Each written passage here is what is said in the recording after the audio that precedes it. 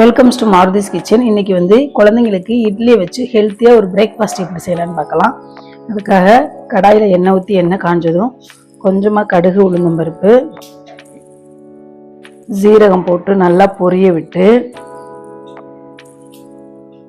நறுக்கி வச்சிருக்க வெங்காயம், கருவேப்பிலை, பச்சை மிளகாய் இதை போட்டு நல்லா வதக்கிக்கோங்க. வெங்காயம் லைட்டாக வதங்கினதும் கட் பண்ணி வச்சிருக்க ஒரு அரை தக்காளி,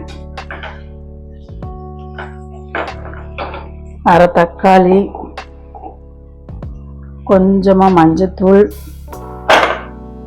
லைட்டாக கரம் மசாலா இதையும் போட்டு நல்லா வதக்கிக்கலாம். தக்காளி நல்லா வதங்கினதும் ஒரு முட்டையை உடைச்சி இது கூட சேர்த்துக்கோங்க.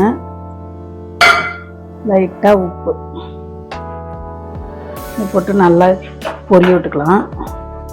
முட்டையை நல்லா பிரட்டிட்டு நம்ம உதுத்து வச்சிருக்க இட்லியை இது கூட சேர்த்துக்குவோம்.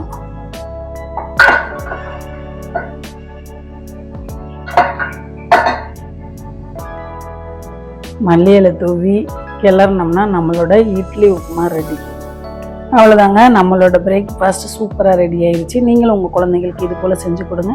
வீடியோ பிடிச்சிருந்துச்சுன்னா லைக் பண்ணுங்கள், ஷேர் பண்ணுங்கள், கமெண்ட் பண்ணுங்கள். மறக்காமல் பெல் ஐக்கானை கிளிக் பண்ணிவிட்டு மாருதிஸ் கிச்சன் சேனலுக்கு சப்போர்ட் பண்ணுங்கள். பாய்.